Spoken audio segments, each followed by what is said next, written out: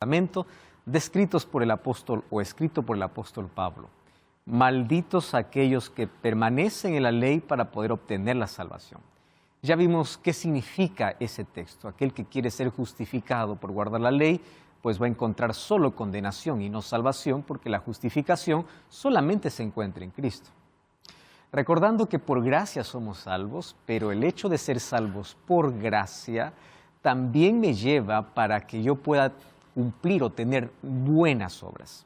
La causa de la salvación es la gracia, pero la evidencia de la salvación es la lealtad, es la obediencia, es caminar en armonía con la voluntad de Dios y con su ley. Teniendo claro ese asunto, surge otra pregunta. ¿Acaso la ley de Dios no solamente está escrita en el Antiguo Testamento? Pues hoy veremos que la ley de Dios, escrita por el dedo de Dios, que tenemos que hacer una diferencia entre las leyes que existían en el Antiguo Testamento y la ley de Dios, está exactamente igual en el Nuevo Testamento. Eso significa que esta ley continúa vigente para el cristiano, para el creyente y para aquel que tiene su fe en Jesús. Así que prepárate, toma tu Biblia, y no es algo que yo tenga que decirte, sino algo que la palabra de Dios tiene hoy para ti. Así que disposición y vamos juntos a sumergirnos en este tema. Dios te bendiga siempre y qué bueno que puedas separar este tiempo para el estudio de la Biblia. Una vez más, mi abrazo y mi cariño para ti donde tú estés. Bienvenidos amigos a este nuevo capítulo, entonces vamos a nuestro estudio de hoy. Antes de poder ingresar a nuestro estudio, queremos ofrecer para nuestros amigos el curso bíblico En Busca de la Verdad. 15 capítulos extraordinarios que hablan sobre cómo encontrar respuestas a las principales inquietudes que tenemos a la luz de la Biblia. Puedes solicitar este material a nuestro WhatsApp más 5512 9810 1460 o también puedes ingresar a nuestro sitio web estudielabiblia.com. Este material es totalmente gratis, solicítalo ahora mismo y vas a enriquecer en gran manera tu fe y tu relación con Dios. Vamos al estudio de hoy y antes de abrir la Biblia vamos a hacer una oración. Oramos. Querido Dios, estamos felices de poder separar este tiempo en nuestro día para poder estudiar tu palabra. Y tu palabra siempre se estudia bajo tu dirección. Por eso pedimos que tu Santo Espíritu pueda guiarnos a que en este estudio podamos comprender cuál es la verdad acerca de tu ley y por qué es importante para la vida del cristiano. Gracias porque es por tu gracia que encontramos la salvación. Mas tu gracia que salva es tu gracia que transforma y nos coloca en armonía con tu voluntad. Y tu voluntad es que seamos obedientes, que seamos fieles, que podamos ser leales, que podamos ser diferentes, que podamos ser transformados y preparados por una eternidad contigo. Y ayúdenos a comprender eso de manera clara en este estudio. En el nombre de Jesús. Amén. Una de las cosas importantes que tenemos que analizar es que la ley es el reflejo del carácter de Dios. ¿Cuál es el carácter de Dios? 1 Juan capítulo 4, versículo 8 dice así. El que no ama no conoce a Dios, porque Dios es amor. Dios no tiene amor, Él es. La esencia de Dios es amor. Entonces, Él es amor. Por eso es que todo lo que Él hace a favor de la humanidad tiene que tener como base su carácter. La ley es el reflejo del carácter de Dios. Hoy vamos a encontrar algunos atributos de la ley. Por ejemplo, dice, Dios es justo, pero Romanos 7 dice que la ley también es justa. Dios es bueno, Romanos 7 dice que la ley es buena. Dios es santo, la ley dice que es santa. La ley es buena, justa y santa. O sea, es un reflejo del carácter de Dios. Dios es amor. Por eso es que la ley tiene su base ¿en qué? En el amor. Amor a Dios y amor al prójimo. Esa es la base. 4 primeros mandamientos demuestran mi amor a Dios. 6 últimos mandamientos demuestran mi amor al prójimo. Y si se trata del amor, es imposible que en la cruz haya sido eliminado, porque la cruz es la demostración de amor. Y como ya mencionamos en el capítulo anterior, que la cruz, en lugar de anular la ley, confirmó la ley. Porque Jesús estaba pagando la condenación de la ley. Para Dios hubiese sido fácil anular la ley, no hay transgresión, no hay muerte, no hay nada. Pero Dios dijo, no, la ley es inalterable, es inquebrantable. Así que en lugar de que el hombre pague la condena, yo pagaré, pero la ley no se cambia. Entonces, vamos al estudio de hoy porque obviamente que hay muchos que en contra de la ley buscan algunos textos descontextualizados para decir que no sirve más para el creyente de hoy. Ya en el programa anterior hablamos algunos aspectos sobre la ley. Hoy queremos abordar específicamente el tema de la ley de Dios. ¿Está en el Nuevo Testamento? Yo siempre vi la ley en el Antiguo y en el Nuevo Testamento, pero no la tenía sustentada. Porque muchas veces obviamente las personas ven a la ley de Dios como no solo el tiempo de Moisés, solo para el judío, ¿no? La ley era para el judío, punto final. Y el ser humano se cierra allí y no entiende o no investiga o no averigua o no lee. El problema de nuestra generación es que está tan entretenida que no tiene tiempo para la Biblia, ¿no? Apenas escucha retazos, apenas un culto una vez por semana y eso es todo su alimento espiritual.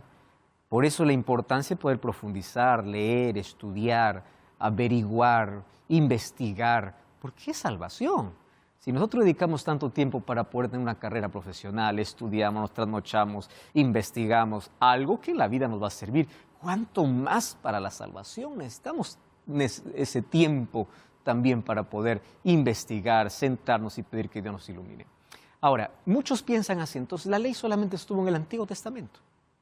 En el Nuevo Testamento ya no existe más. Error. ¿Por qué? Vamos a ver que la ley de Dios está en el Nuevo Testamento. Existe un libro llamado Religiones, Sectas y Herejías de Cabral.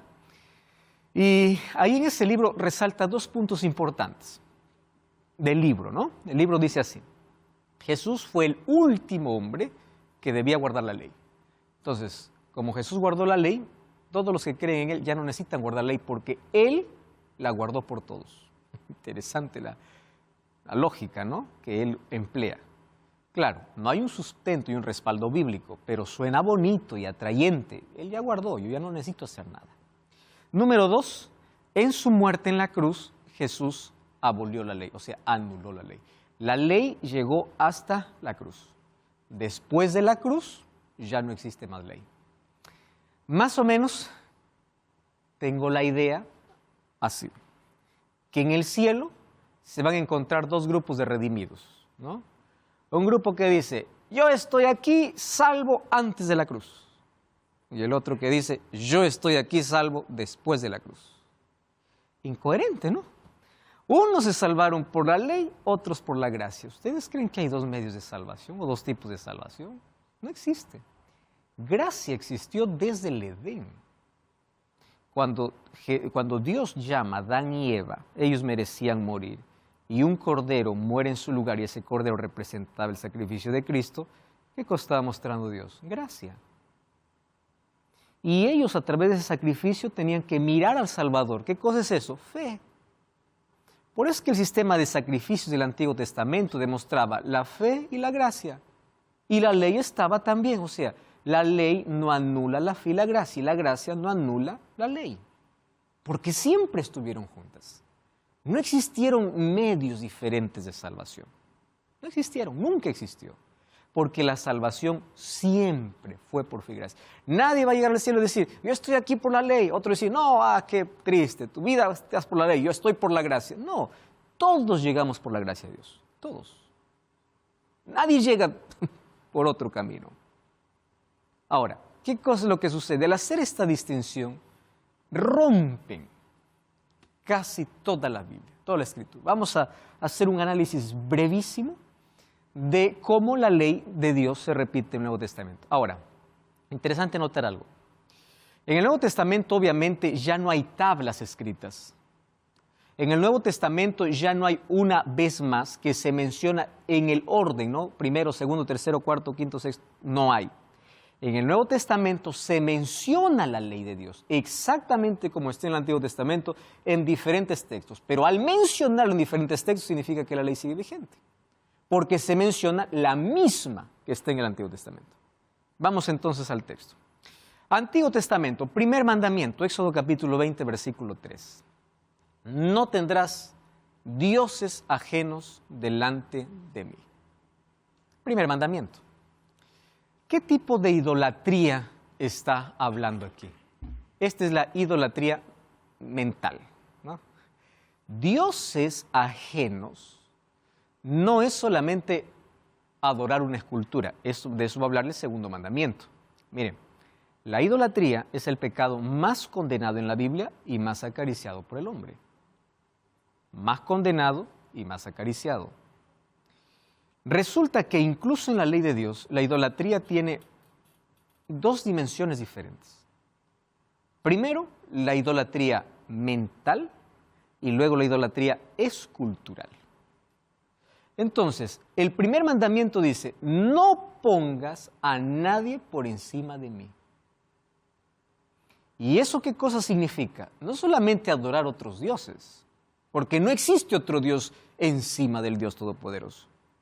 Pero en la vida del ser humano, sí puede hacer el ser humano de su Dios, el dinero, el trabajo, el vicio, cualquier cosa, por encima de Dios. En su vida lo puede colocar. En su vida. Porque no existe fuera un Dios todopoderoso. Pero en la vida, Dios no puede ser prioridad, entonces se coloca a otro por encima de Dios. Por eso, Mateo 6:33, ¿qué cosa dice? Busca primero el reino de Dios y su justicia. Ese primero, no hay condiciones. No hay, si es que te acostaste tarde, no puedes. Si es que estás mal, no puedes. No, busca primero y punto. Ahora, buscar primero es colocar a Dios por encima de todo, no tener otros dioses. Pero si quieren encontrar exactamente el primer mandamiento del Nuevo Testamento, busquemos en Mateo 4:10. Porque Mateo 6:33 ya me está diciendo que Dios tiene que estar por encima de todo. Es una alusión al primer mandamiento. Pero Mateo 4:10, en la tentación, Jesús, cuando se enfrentó a Satanás, le dijo así: al Señor tu Dios adorarás y a Él solo servirás. En otras, ¿qué cosa está traduciendo el primer mandamiento? No hay otro Dios a quien tú puedas servir o a quien tú puedas adorar. ¿Eso qué cosa es? No tendrás otros dioses fuera de mí. ¿Correcto? Primer mandamiento. Segundo mandamiento. Segundo mandamiento tiene que ver con la idolatría escultural. Y la idolatría escultural era muy común, porque el ser humano siempre hizo esculturas para adorar. Siempre. Alguna creación humana, otros adoraban lo que veían en la naturaleza, otros inventaban dioses, les colocaban rostros humanos, cuerpos de animales, en fin, tantos dioses, comenzando desde la cultura egipcia en adelante, todos, absolutamente todos. Babilonia tenía 1500 dioses, un panteón babilónico. Los griegos tenían millones de dioses, miles de dioses. Entonces, dioses esculturales siempre existió. Y la tendencia del pueblo de Israel siempre era hacer una escultura. ¿Recuerdan cuando Moisés se demoró ahí en el monte Sinaí? ¿Qué cosa es lo que hizo el pueblo? Un becerro de oro. Adorar un becerro. ¿De dónde lo aprendieron eso? De Egipto. Porque en Egipto los becerros, las vacas son sagradas.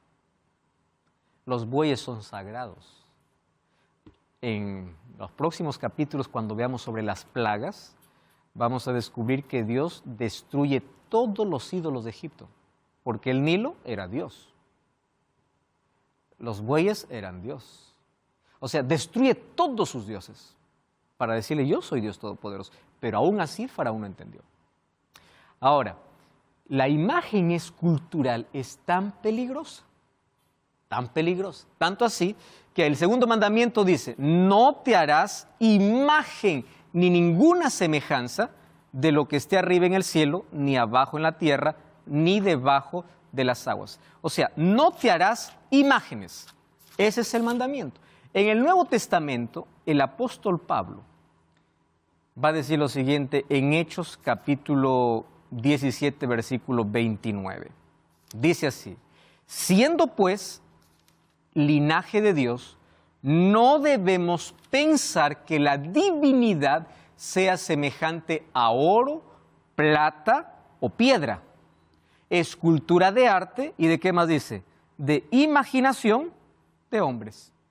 No permitan ustedes, dice el apóstol Pablo, que su imaginación pueda llevarles a levantar alguna escultura de arte. Porque no te harás más esculturas. No te harás esculturas. Muy bien. Ahora, ¿qué cosa es lo que está diciendo aquí el texto? Hay muchos que dicen así. En el Antiguo Testamento vemos que Dios mandó en el santuario hacer imágenes, ¿verdad? Por ejemplo, ¿qué imágenes encontramos en el Antiguo Testamento? Afuera tenemos un altar de sacrificio, un lavatorio. En el lugar santo encontramos pan con una mesa con 12 panes, un candelabro de oro y un altar de incienso para perfumar porque no tenía ventanas, todo era cerrado y la sangre que entraba obviamente mal olor tenía dentro. Entonces a través de ese perfume que salía ya podía ambientar el santuario. En el lugar santísimo, ¿qué cosa se encontraba? El arca del pacto. Sobre el arca del pacto, ¿qué cosa había? La imagen de 2 querubines. Entonces algunos dicen así, ahí está una escultura. A ver, vamos a poner las cosas en su orden debido. ¿Las personas que entraban al atrio se postraban delante del altar? No, ellos llegaban al altar para hacer su sacrificio. El sacerdote, porque nadie podía entrar al lugar santo, solo el sacerdote, ¿se postraba delante del pan, del candelabro? No, porque eran símbolos, no se postraba. ¿Quién podía entrar al lugar santísimo? Ningún ser humano común, solo el sumo sacerdote que era uno. Y entraba una sola vez por año, 10º día del 7º mes, Tishri. Traducido a nuestro calendario es el mes de octubre. Entraba al lugar santísimo una sola vez por año.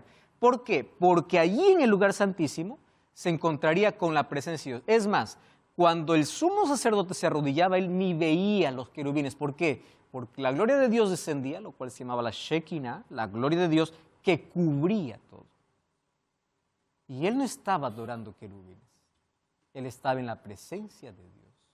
Mas todas esas representaciones eran símbolos. A ver, yo voy a hacer aquí otro ejemplo, ¿no? Yo puedo usar aquí una imagen para ilustrar. Ilustrar no es rendir adoración. Aquí quiero mostrarles que esta luz, ¿no?, representa a Jesús, que dijo, yo soy la luz del mundo. Si apagamos, si todo está oscuro y se prende una sola luz, entonces esta luz ilumina, rompe con las tinieblas. Yo no estoy venerando la luz, yo estoy ilustrando. Entonces, ilustración es diferente a veneración. Hay personas que dicen, no, nosotros no adoramos, solo veneramos. No, es que esculturas no son hechas ni para venerar ni para adorar. Marcelo. Pastor, en este tema algo que me viene a la cabeza y es muy interesante es el hecho de el niño Jesús en Navidad. Ajá. Mucha costumbre de tenerlo al niño Jesús. Introducidas por el paganismo. Ajá, que es una escultura. Pero ¿qué connotación tiene el niño Jesús? Básicamente, no, digamos, no la escultura, sino el niño como tal. No adorarás imágenes de yeso, imágenes. Y el niño Jesús es la representación de Jesús, niño. Entonces ahí viene toda la discusión, ¿verdad? Algunos obviamente cada vez que hay Navidad lo que hacen es poner un pesebre y allí colocar la figura, la escultura del niño Jesús. Entonces hay dos cosas. Primera cosa, si yo veo un pesebre y yo estoy con un niño, yo le voy a mostrar cómo más o menos fue la ilustración. Pero yo no le voy a decir, arrodíllate, mira, ahí está el niño Jesús, porque eso es yeso. No es el niño Jesús y no es la representación de Dios. No, es la imagen. Como cuando vemos una película, es una imagen que ilustra, pero no podemos venerar ni adorar, en absoluto, ¿no? Y hay tantas costumbres, obviamente, que en el tiempo fueron infiltrándose. Hay otras personas que dicen, pastor, pero usted se acuerda que Moisés levantó una serpiente en el desierto, ¿no? ¿Se acuerdan ustedes de esa ilustración? Todo aquel que miraba a la serpiente era sano, porque eran mordidos por las serpientes. Ahí está que podemos hacer una escultura y mirar, vamos por pocos. Esa serpiente que fue colocada por Moisés en el desierto tenía un símbolo, así como el cordero representaba a Jesús, esa serpiente representaba a Jesús. Y uno se pregunta, ¿por qué Jesús representado como serpiente? Es como, ¿cómo se representa a Satanás? Como león rugiente, pero también Jesús como el león de la tribu de Judá. ¿Y por qué como serpiente? Es que hay una característica de la serpiente. Primero, la serpiente que levantó Moisés en un asta no era una serpiente real, era una serpiente de metal. Era una serpiente sin veneno, representando Jesús a semejanza del ser humano, pero sin pecado. ¿Cuántas serpientes habían para mirar? Una sola. Hay un solo camino y un solo redentor, que es Cristo. ¿Y por qué teníamos que mirar? Era un acto de fe. ¿Cómo se salva el ser humano? Recibiendo la gracia de Dios y mirando a Jesús, el acto de fe. Pero yo les voy a mostrar ahora bíblicamente que esa serpiente que un momento sirvió para ilustrar, lo usaron para venerar. ¿Y saben qué cosa se hizo cuando se usó para venerar? Lo destruyeron. Abran sus Biblias. Segunda de Reyes, capítulo 18, versículo 4. Segunda de Reyes, capítulo 18, versículo 4. Miren lo que dice aquí el texto bíblico. Él quitó los lugares altos, hablando obviamente de la reforma aquí que hizo Ezequías, y quebró las imágenes, y cortó los símbolos de acera. ¿Y qué más dice? E hizo pedazos la serpiente de bronce que había hecho Moisés, porque hasta ese entonces le quemaban incienso los hijos de Israel y lo llamó Nehustán. ¿Qué significa Nehustán? Pedazo de bronce, no tiene poder. ¿Por qué ustedes están venerando esto? Si esto nunca fue hecho para venerar, esto fue hecho para ilustrar. Cuando la escultura dejó de ser ilustración para ser adorado o venerado, en la reforma que hizo Ezequías, ¿qué cosa tuvo que hacer? Despedazarlo. No importa si representa a Jesús, porque el foco ya no es Cristo, el foco era un pedazo de metal. Entonces era necesario, ¿qué cosa? Destrozarlo. Diego y después Marcelo. Entonces, pastor, podemos concluir que no está mal tener alguna imagen, algún cuadro, siempre y cuando no sea venerado, solamente como ilustración. En los cultos para niños se usan mucho las imágenes ilustrativas, ¿no? Jesús abrazando a los niños, Jesús sanando, Jesús. Es una imagen ilustrativa. Una imagen ilustrativa no tiene ningún poder sobre mí. Es didáctica, es la manera como enseño a los niños, la manera como podemos imaginar, entender, pero nunca con la finalidad de rendir veneración o adoración. Por eso que esculturas no son necesarias, porque la escultura ya tiene otro propósito, ya no solo es ilustrar. Una imagen hecha en papel, en cartulina, en 3D, en alguna cosa, puede ilustrar, pero una escultura ya tiene otra connotación que va a llevar justamente a la veneración. Marcelo y después Fernando. Entonces, la cruz tiene la misma connotación. Igual. Exactamente igual. Exactamente. Aun cuando la cruz, siendo el símbolo de maldición, Cristo lo transformó en bendición, no es la cruz que tiene poder. Fue Cristo quien convirtió en símbolo, pero yo no adoro el símbolo, yo adoro a Jesús. ¿Correcto? Entonces, no es llevar un crucifijo en el pecho, no es adorar una cruz, es llevar a Cristo en el corazón. Ese es el símbolo de victoria, es Cristo que da la victoria. Un tema bastante dinámico y bastante polémico, ¿no? A nivel general, o sea.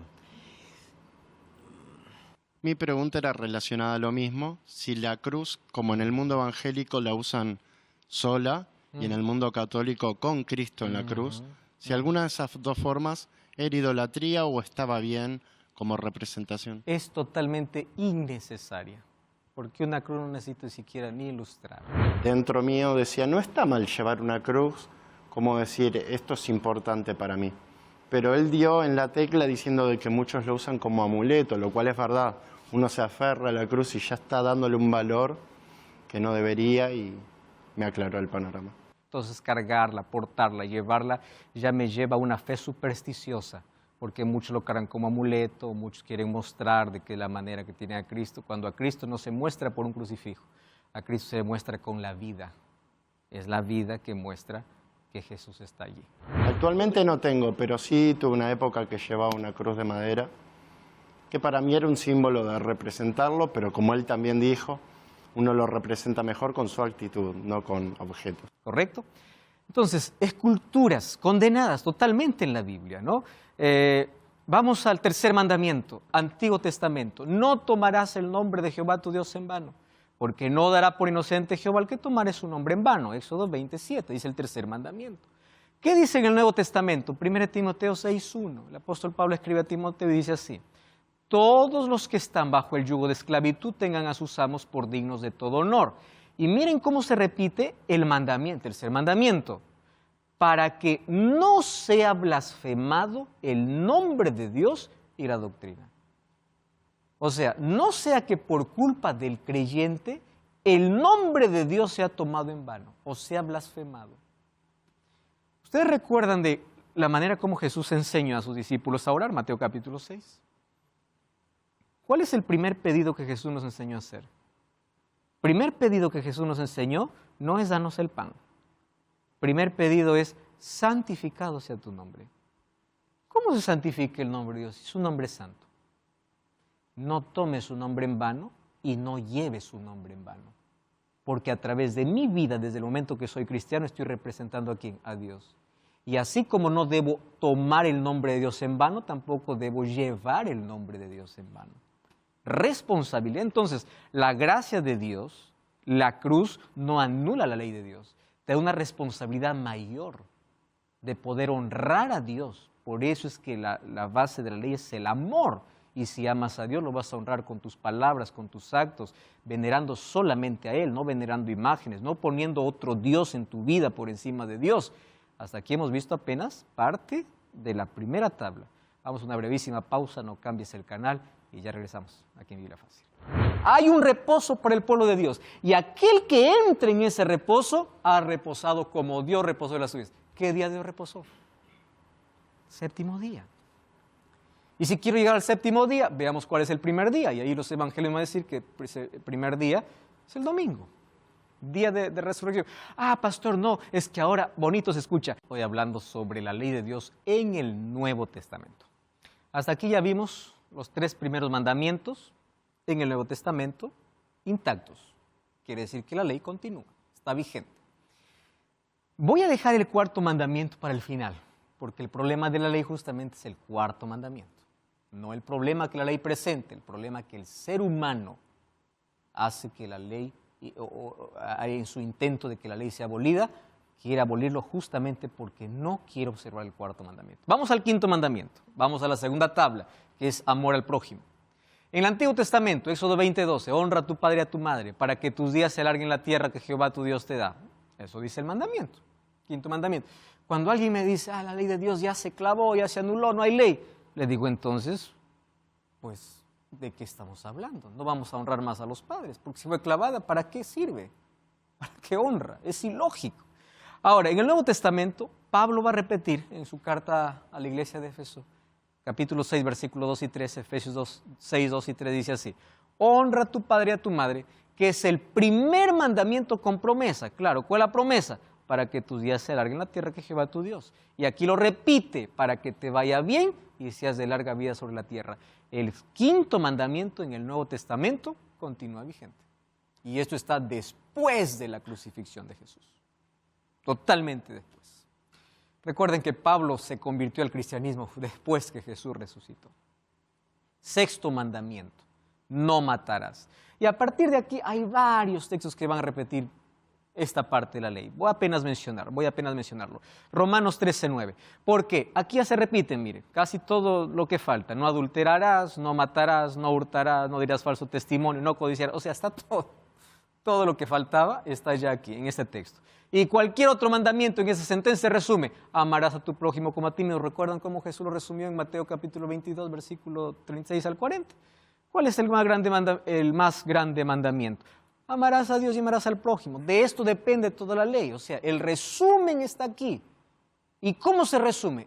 El resumen es que si amas al prójimo, no vas a adulterar, no vas a matar, no vas a hurtar. O sea, la ley de Dios continúa. Exactamente, como en el Antiguo Testamento. Hasta aquí ya vimos todo, todos los mandamientos están allí ya. No adulterarás, no matarás, no hurtarás, no dirás falso testimonio, no codiciarás, cualquier otro mandamiento. Ahí está, en resumen, amarás a tu prójimo, porque forma parte de la segunda tabla. No cometerás adulterio, Mateo 19, 18, Jesús le dijo, no matarás, no adulterarás. Ahí está el séptimo mandamiento. Octavo mandamiento, no hurtarás. En el Nuevo Testamento, Romanos 3, el texto que leímos, ahí está, después de no matarás, dice no hurtarás. En el Antiguo Testamento dice, no hablarás contra tu prójimo falso testimonio. Mateo 10, 19, los mandamientos sabes, no adulteres, no mates, no hurtes, no digas falso testimonio, haciendo mención al noveno mandamiento del Antiguo Testamento. Décimo mandamiento, no codiciarás la casa de tu prójimo, la mujer de tu prójimo, ni el siervo, ni nada de tu prójimo. Romanos 7, 7, ¿qué dice? ¿Qué pues diremos? ¿La ley es pecado? En ninguna manera. Pero yo no conocía el pecado sino por la ley. ¿De qué ley está hablando? Justamente de la ley de Dios. Porque tampoco conociera la codicia si la ley no dijera, no codiciarás. ¿Qué mandamiento está haciendo mención Pablo? Al décimo mandamiento. Entonces, toda la ley de Dios está en el Nuevo Testamento. Exactamente. Si la ley de Dios hubiese sido clavada en la cruz, que eso va a ser nuestro próximo tema, entonces, ¿qué se clavó en la cruz, no? ¿Qué terminó en la cruz? Eso será nuestro próximo tema. Pero si esta ley hubiese sido clavada, ¿para qué mencionarle? ¿Para qué? ¿Para qué hacer mención? Ahora, ¿cuál es el problema? El cuarto mandamiento. Este es el problema. Yo tenía un poquito esa imagen, pero a la vez entendía que seguía vigente y la cantidad de pasajes bíblicos que citó donde demostraba ya lo hace muy evidente. Le voy a decir por qué. Porque este es el único mandamiento de la ley que te coloca en el lugar que debes estar. Criatura, creador. Este es el mandamiento específicamente que habla de adoración. ¿Ustedes saben cuál es la disputa del diablo con Cristo? Adoración. ¿Ustedes saben por qué el gran conflicto? Satanás quiso ser adorado. Adoración. ¿Y por qué el ataque a la ley? El ataque no es a la ley directamente, el ataque es al mandamiento que habla de adoración. Y de toda la ley hay un mandamiento que te manda a adorar, específicamente y en un día específico. Cuarto mandamiento, acuérdate el sábado para santificarlo. Abran sus Biblias ahí porque vamos a hacer una comparación entre el Antiguo y el Nuevo Testamento. Éxodo capítulo 20, vamos a leer versículo 8 en adelante, pero yo allí voy a hacer una mención en el Nuevo Testamento. Acuérdate del día sábado. Si su Biblia dice reposo, ahí en reposo hay un asterisco, abajo dice que equivale a sábado, para santificarlo. 6 días trabajarás y harás toda tu obra. El séptimo es reposo para Jehová tu Dios. No hagas en él obra alguna, tú, ni tu hijo, ni tu hija, ni tu siervo, ni tu criada, ni tu bestia, ni tu extranjero que esté entre tus puertas. 11.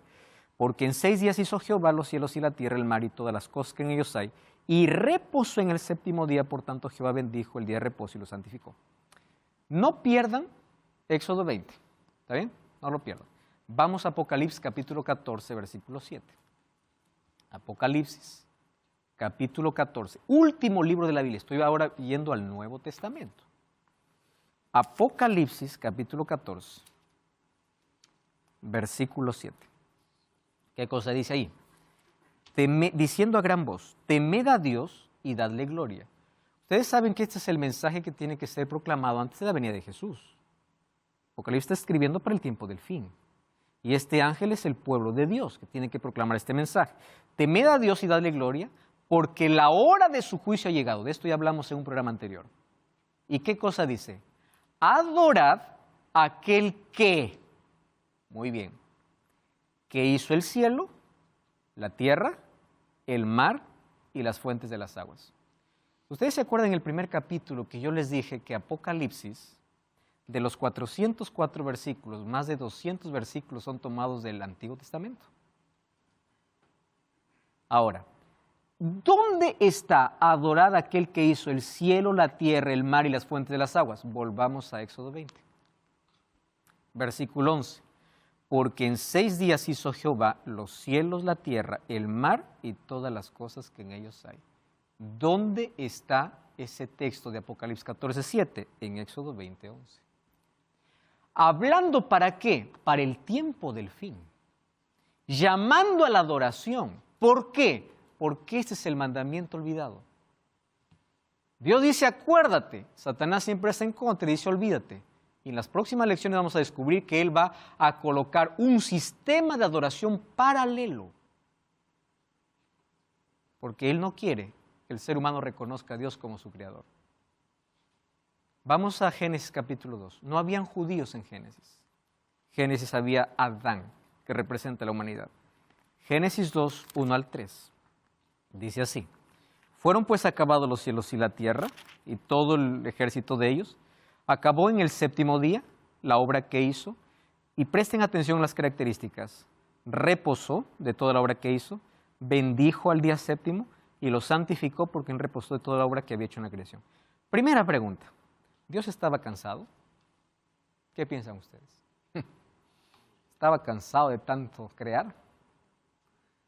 Isaías, ¿qué cosa dice? Dios nunca se cansa, Dios no se fatiga. ¿Por qué descansa? Porque Él va a dar un ejemplo para que el hombre que acaba de ser creado pueda hacer lo que Él hizo. Ustedes saben que esto incluso hoy, los psicólogos mencionan que existe un tipo de aprendizaje por imitación de los niños. Los bebés cuando van creciendo, van tornando niños, imitan todo lo que el padre ve. Adán era un bebé porque era recién creado. Él tenía que imitar las acciones ¿de quién? Del padre. ¿Y qué cosa hace? Descansa. ¿Adán estaba cansado? ¿Qué va a estar cansado si él fue creado el sexto día? Él no estaba cansado. El sábado no fue hecho solamente porque era un día para dormir, descansar, porque no está cansado. El sábado tiene otro propósito. Acuérdate que yo soy el creador. Entonces, cada vez que llega sábado, yo levanto un monumento en el tiempo, porque va a ser un encuentro entre creador y criatura. ¿Ustedes saben cuándo apareció la evolución? Cuando el ser humano se olvidó quién es su creador. ¿Y saben cuál fue el método de Dios para que el ser humano jamás olvide de dónde viene? El sábado. Porque ¿qué cosa iba a recordar? Todo esto es creado ¿por quién? Por Dios. Número 2, reposó, bendijo. Ustedes lean todo el capítulo 1. No hay un texto que diga, y acabó el primer día y bendijo el primer día. Acabó el segundo día, bendijo el segundo. No hay. Y quien lo bendice no es una iglesia, no es un pastor, no es un líder, es Dios. Y número 3, santificar. ¿Qué significa santificar? Separar. O sea, es Dios quien separa de toda la semana un día para el encuentro con la criatura. Entonces, el gran conflicto en el tiempo del fin tiene que ver con la lealtad a Dios en guardar sus mandamientos. Por eso la característica del remanente en el tiempo del fin es, aquí está la paciencia de los santos, los que guardan los mandamientos de Dios. ¿Por qué énfasis en los mandamientos de Dios? Ellos son salvos por gracia. Pero es el símbolo de lealtad, de adoración. Porque el conflicto de todos los siglos siempre ha sido ¿a quién adorar? Y de toda la ley, este es el mandamiento que me manda ¿qué? Adorar, adorar. Aquí no existían judíos. Y ustedes, para que puedan darse cuenta de algo interesante, el sábado va a aparecer como un monumento creado por Dios en la creación, en la redención y en la restauración. En la creación ya leímos Génesis 2.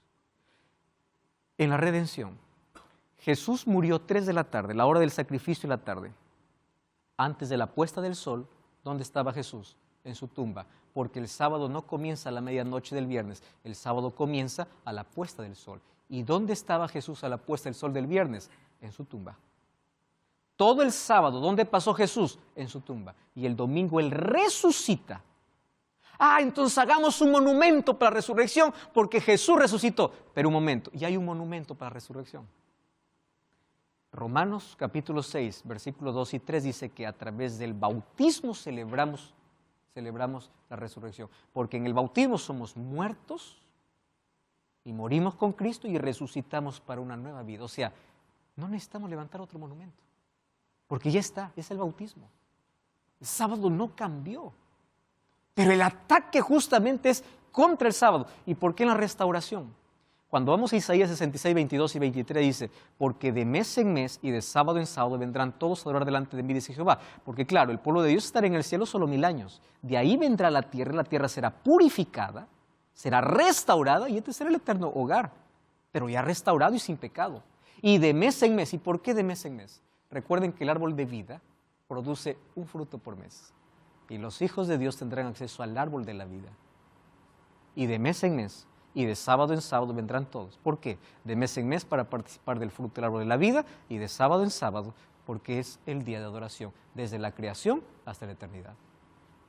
Y ahí está el punto de donde hay debate y debate y debate, porque justamente se trata del único mandamiento que vamos a ver en el próximo capítulo, que es señal, que está en oposición a la marca de la bestia. Ya veremos eso cuando lleguemos en su momento a ese capítulo. Hebreos 4, 9 y 10 dice: por tanto queda un reposo para el pueblo de Dios, porque el que entrado en su reposo ha reposado de sus obras como Dios de las suyas. Está clarísimo el texto. Hay un reposo para el pueblo de Dios, y aquel que entre en ese reposo ha reposado como Dios reposó de las suyas. ¿Qué día Dios reposó? Séptimo día. Y si quiero llegar al séptimo día, veamos cuál es el primer día, y ahí los evangelios van a decir que el primer día es el domingo, día de resurrección. Ah, pastor, no, es que ahora bonito se escucha, Jesús es mi descanso. ¿No? ¿Escucharon ustedes ese argumento? Solo que hay un problema. Cuando el sábado fue levantado, no había necesidad de redención porque no había pecado. Entonces el sábado no cumple el propósito de apuntar a Cristo. ¿Por qué? Porque no había necesidad de Salvador, porque no había entrado el pecado. El sábado es creado antes de la entrada del pecado. Entonces no apunta a Cristo. Número uno, porque no es ceremonial. Las ceremonias apuntaban a Cristo, el sábado no es ceremonial. Número dos, cuando fue creado el sábado no había necesidad de Salvador porque no había entrado el pecado. Cuando alguien dice así, yo defiendo la familia, el diseño original de Dios es hombre, mujer, es la familia, yo digo, gloria a Dios. ¿Y dónde sustentas? En Génesis 2. Porque ahí está, ¿qué cosa? El diseño de Dios para la familia. Pero en el mismo capítulo donde defienden la familia, muchos atacan el sábado. El mismo capítulo donde Dios levantó el sábado. Incoherente, ¿no les parece?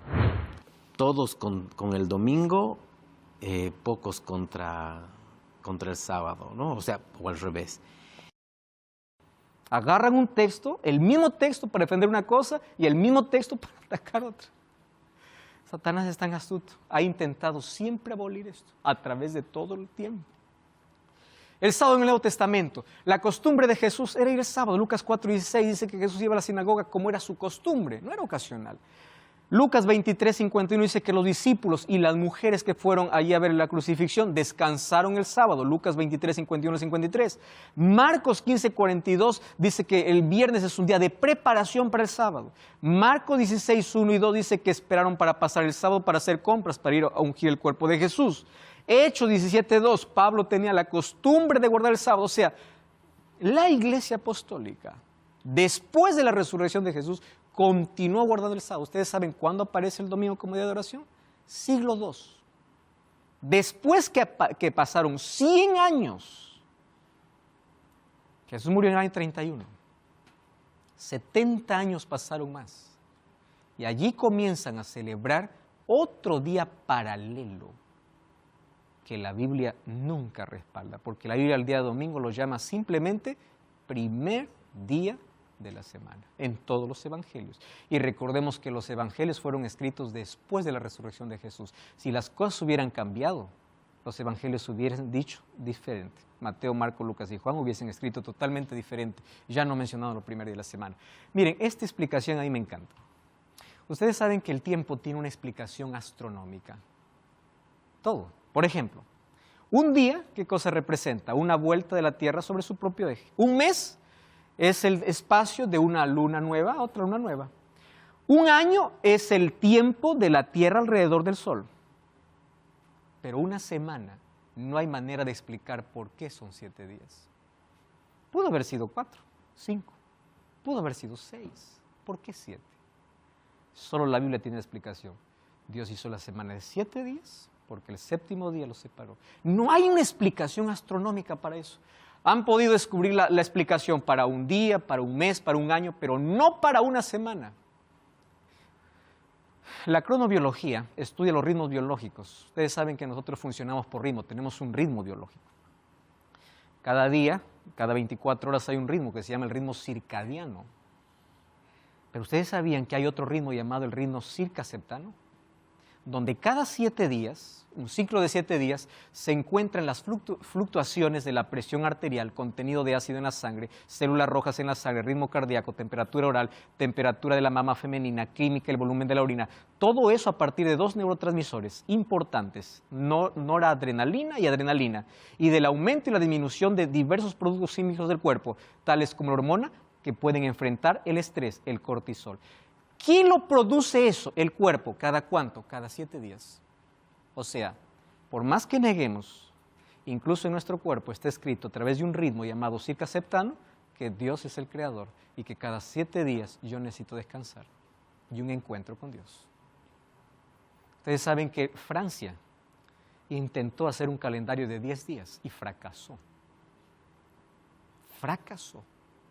Nadie puede alterar y la explicación está aquí. Incluso en nuestro cuerpo Dios colocó su huella para poder descansar. El descanso semanal está escrito como una necesidad biológica. ¿Qué significa el sábado? Lealtad, amor, obediencia. ¿Recuerdan ustedes allí? Adán y Eva, ¿qué cosa le dijo? De todo árbol podrás comer menos uno. Dios te dice, toda la semana puedes hacer tus actividades. Esto es mío. No toques, es mío.